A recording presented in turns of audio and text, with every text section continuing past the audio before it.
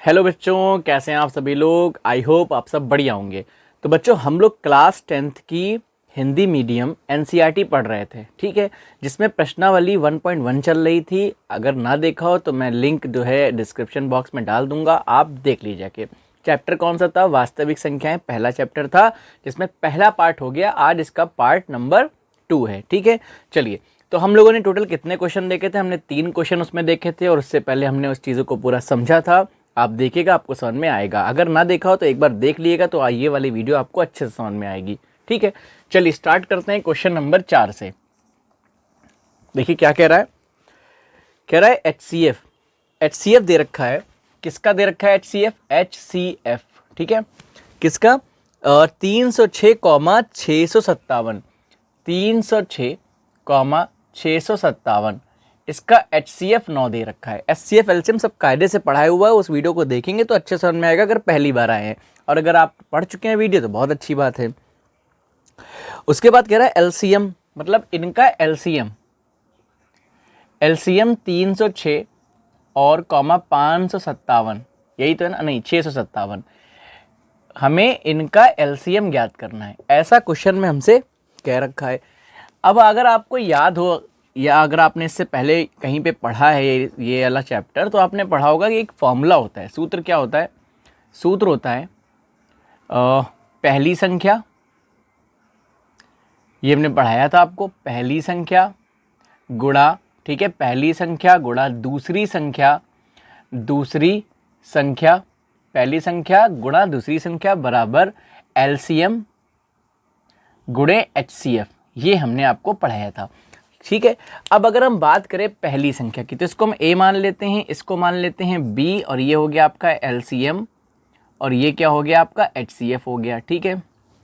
जहां हमें कुछ दे रखा है, जहां ए बराबर हम दो संख्या दे रखी ना, ए बराबर मान लेते हैं 306, ठीक है, और जो है बी बराबर क्या है? 657 दे रखा है। अब हम आराम से एलसीएम इसमें निकाल सकते हैं, इसमें रख दीजिए इसमें, तो क्या हो जाएगा? आप ऐसे भी लिख सकते हैं, पहले ये चीज़ें लिख लें, उसके बाद फॉर्मूला लिख लें। हमने पहले फॉर्मूला लिख लिया, तो ये हो गया 306 गुणा 657 बराबर एलसीएम हमको निकालना है, और गुणे में एचसीएफ हो गया यहाँ पे, ठीक है। तो यहाँ से अगर हम बात करें एलसीएम की, एलसीएम क्या हो जाएगा? तो देखिए, ये 9 गुणे में है, ये इधर आ जाएगा, तो क्या लिखेंगे यहाँ पे? 306 गुणे 657 बटे में कितना आ जाएगा? 9 आ जाएगा। क्या बात समझ में आ गई?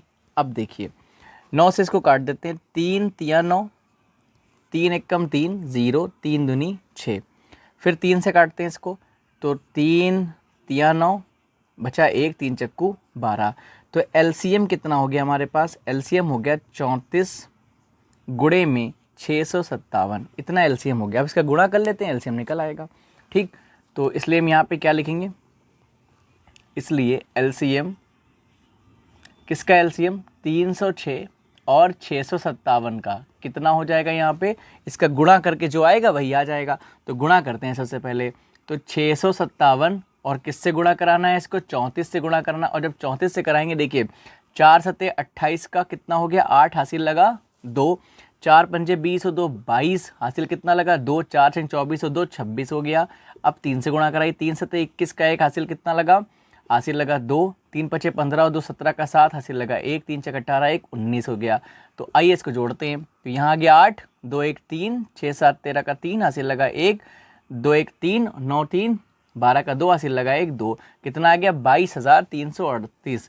तो यहाँ आंसर क्या आ जाएगा? 22,338। ये आपके पास आंसर आ गया, एलसीएम आ गया। अब बात समझ में आ गई? क्वेश्चन आसान था, फॉर्मूला पता है, आराम से क्वेश्चन लग जाएगा। अब देखते हैं क्वेश्चन नंबर 5, ठीक है। हटा दे इसको यहाँ से। चलिए, सवाल नंबर 5, इसको हमने पहले ही लिख दिया है सवाल को, क्योंकि ये थ्योरेटिकल सवाल है थोड़ा सा, इसलिए पहले ही लिख दिया है, आप बस स्क्रीनशॉट ले लीजिएगा। लेकिन अब इसको समझते हैं, सवाल क्या है। देखिए, कह रहा है जांच कीजिए कि क्या किसी प्राकृत संख्या n के लिए, किसी भी प्राकृतिक संख्या n के लिए संख्या 6 की पावर n अंक 0 पर समाप्त हो सकती है। इनका मतलब ये है कि यहाँ कोई भी संख्या हम रखें, कोई भी संख्या, तो जो 6 की पावर n है वो 0 पे समाप्त हो सकती है। तो एक बात ध्यान रखिएगा, बहुत ध्यान समझिए, कोई भी संख्या 0 पर तभी समाप्त होगी जब उसके अभाज्य गुणनखंड में 2 और 5 शामिल हो। लेकिन हमने जब इसके अभाज्य गुणनखंड किए 6 के, तो 6 को क्या लिख सकते हैं, 2 गुणे 3 लिख सकते हैं। लेकिन इसमें 2 तो है पर 3 नहीं है, इसका मतलब ये संख्या 0 पर समाप्त नहीं हो सकती। तो वही बात लिख दिया, कोई संख्या 0 पर तभी समाप्त होगी जब उसके अभाज्य गुणनखंड में 2 तथा 5 शामिल रहता है। अब ऐसा हम क्यों कह रहे हैं, तो उसको देखिए। जैसे संख्या हमने 10 ली, इसके अभाज्य गुणन करिए, 2 पंजे 10, 5 एकम 5, तो देखिए 2 और 5 शामिल है। संख्या लेते हैं हम लोग 30, चलो 30 ले लेते हैं। तो 2 से काटेंगे 15, 5 से काटेंगे 3 और फिर 3 से काटेंगे 1, तो देखिए 5 और 2 शामिल है। थोड़ी बड़ी संख्या लेते हैं, 200 लेते हैं। अब देखिए भाई 0 पे समाप्त हो रही है, एक काम करते हैं, संख्या हम लेते हैं, मान लीजिए 420, इसको देखते हैं। तो 2 से काटेंगे, तो 2 दूनी 4, 2 एक कम 2, सॉरी हाँ 2 एक कम 2 और 0, फिर 2 से काटेंगे तो क्या हो जाएगा हमारे पास, 2 एक कम 2, 2 पंजे 10, 0। अब तो 5 से मजबूरन काटना पड़ेगा, या 3 से काट लीजिए, चलिए 3 तिहाई 9, 3 पचे 15, अब तो काटना पड़ेगा ना, 5 सत्ते 35, देखिए 5 2 आया नहीं आया, तो इसका मतलब 5 2 अभाज्य गुणनखंड में शामिल होगा, तो वो संख्या किस पे, 0 पे समाप्त होगी। लेकिन ऐसा है नहीं, क्योंकि 2 और 3 है, तो देखिए लिख दिया, चूंकि 6 की पावर n के अभाज्य गुणनखंड में केवल 2 शामिल है, 5 नहीं, अतः 6 की पावर n अंक 0 पर समाप्त नहीं हो सकती। ये आ गया आपका 5 नंबर के क्वेश्चन का आंसर। नोट कर लीजिएगा वीडियो को पॉज करके। अब हम नेक्स्ट क्वेश्चन देखते हैं, क्वेश्चन नंबर 6। हटा दें इसको, चलिए हटाते हैं यहाँ से। क्वेश्चन नंबर 6 देखिए, समझिए, ये उसका भी आंसर लिख दिया, लेकिन इसको समझना ज़रूरी है। लिखने से थोड़ा ये होता है कि समझाना आसान हो जाता है, फिर लिखेंगे बीच बीच में मान लीजिए थ्योरी, तो दिक्कत हो सकती है। समझिए, कह रहा है क्वेश्चन में, कह रहा है व्याख्या कीजिए कि 7 गुणे 11 गुणे 13 प्लस 13 और 7 गुणे 6 गुणे 5 गुणे 4 गुणे 3 गुणे 2 गुणे 1 प्लस 5 भाज्य संख्याएं हैं। तो भाज्य संख्याएं वे संख्याएं होती हैं जो 1 से कटती हैं, स्वयं से कटती हैं, और इसके अलावा भी किसी और संख्याओं से कट जाती है, उन्हें भाज्य संख्याएं कहते हैं। और अभाज्य संख्याएं वे होती हैं जो सिर्फ 1 से कटेंगी और स्वयं से कटेंगी, बाकी किसी से नहीं कटेंगी। तो चलिए इनको देखते हैं। पहली संख्या क्या मान लिया, a1 लिया, a को हमने ऐसे लिख दिया 7 गुणे 11 गुणे 13 प्लस 13। अब एक चीज़ देखिए, जैसे मान लीजिए यहाँ पर लिखा है 5 गुणे 2 प्लस 2 गुणे 3, तो हमें एक चीज़ दिख रही है कि यहाँ भी 2 है, यहाँ भी 2 है। इस 2 को हम बाहर निकाल सकते हैं, तो अंदर यहाँ 5 बच जाएगा, बाहर निकाले यहाँ कितना बच जाएगा, 3 बच जाएगा। ऐसे ही कुछ हमने यहाँ करा है। देखिए ये तीनों गुणे में है, ये 13 अलग है, तो हमने इधर से एक 13 यहाँ निकाल लिया, एक 13 यहाँ निकाल लिया, तो 13 यहाँ आ गया, अंदर क्या बचा, 7 गुणे 11, 13 तो निकल गया, प्लस 1 बचा। ठीक, कॉमन लेना इसको कहते हैं। तो 7 11 77 77 और एक कितना हो गया, 78 गुणे 13। अब देखिए इसके गुणे में हम 1 भी लिख सकते हैं, यानी कि ये जो भी संख्या थी इसके 2 गुणनखंड हो गए, 1 के अतिरिक्त 2 और हो गए। 2 हो गए कि नहीं हो गए। हमने कहा था भाज्य संख्या वे होती हैं जो 1 से कटती हैं, स्वयं से कटती हैं, और भी संख्याओं से कटती हैं। तो ये देखिए हो तो गया, 1 से कट रही होगी, स्वयं से कट रही होगी, 2 गुणनखंड इसके और हो गए। इसका मतलब ये संख्या क्या है, भाज्य संख्या है। वही बात लिख दिया था, एक भाज्य संख्या है क्योंकि इसके 1 को छोड़कर अन्य 2 गुणनखंड है। इसी प्रकार b मान लेते हैं, क्या है, 7 6 5 4 3 2 1 प्लस 5। इसमें भी यहाँ 5 दिखा, यहाँ 5 दिखा, हमने बाहर निकाल लिया, जो बचा उसे लिख दिया। अब इसका गुणा कराना रह गया है। देखिए 7 छंग 42, तो ये आपका आ जाएगा 42, फिर 4 तियाँ 12 दूनी 24, तो ये आ जाएगा 24। ठीक है, और प्लस 1 ऐसे ही दिया रखा है।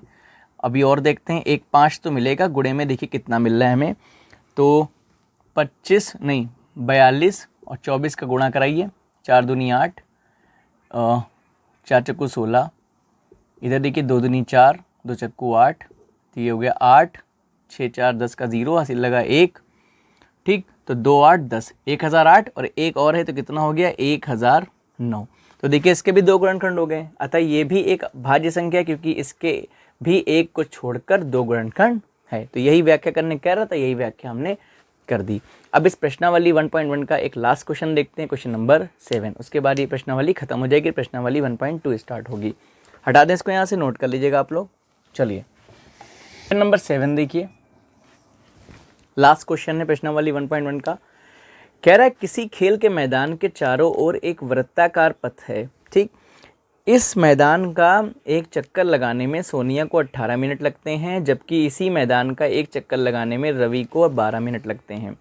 मान लीजिए कि दोनों एक ही स्थान और एक ही समय पर चलना प्रारंभ करके एक ही दिशा में चलते हैं, कितने समय बाद वे पुनः प्रारंभिक स्थान पर मिलेंगे। तो देखिए इस टाइप के क्वेश्चन लगाने के लिए आपको ज़्यादा टेंशन लेने की ज़रूरत नहीं है।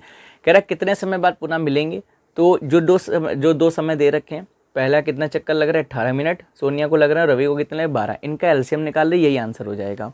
ठीक है, तो कितनी देर में मिलेंगे, दोनों एक ही स्थान पर, या लिख लीजिए दोनों एक ही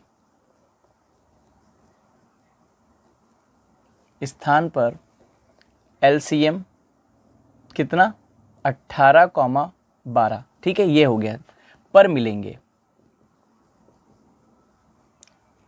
एलसीएम इतना समय पर मिलेंगे। ठीक है, समय पर मिलेंगे, मतलब अगर हम इसका एलसीएम निकाल ले तो हमें आंसर मिल जाएगा। कैसे निकालते हैं, तो अभाज्य गुणनखंड विधि से निकाल लेते हैं, ज़्यादा आसान है। तो देखिए 18 के अभाज्य गुणनखंड क्या बनेंगे, तो 2 गुणे 3, 2 तियाँ 6 और तियाँ 18, मतलब कितना हो गया 2 गुणे 3 की पावर 2। अब 12 का निकालते हैं, कितना हो जाएगा 2 चक्कू 8, ये 2 तियाँ 6 दूनी 12, इसका मतलब कितना हो जाएगा 2 की पावर 2 गुणे 3 हो जाएगा। अब अगर हम एलसीएम किसका 12 18 देखें, ठीक है, पहले 18 लिखा है, 18,12 का एलसीएम देखें तो सबसे पहले हमने कल आपको पढ़ा रखा है एलसीएम में हम जो कॉमन होता है उसकी सबसे बड़ी घात लेते हैं। ठीक है, और प्रत्येक जितने भी कॉमन मिलते हैं नहीं मिलते सबको लेते हैं, प्रत्येक गुणनखंड बता चुके हैं। तो यहाँ देखिए, यहाँ 2 का स्क्वायर है, यहाँ 2 है, तो यहाँ हम क्या लेंगे 2 का स्क्वायर लेंगे।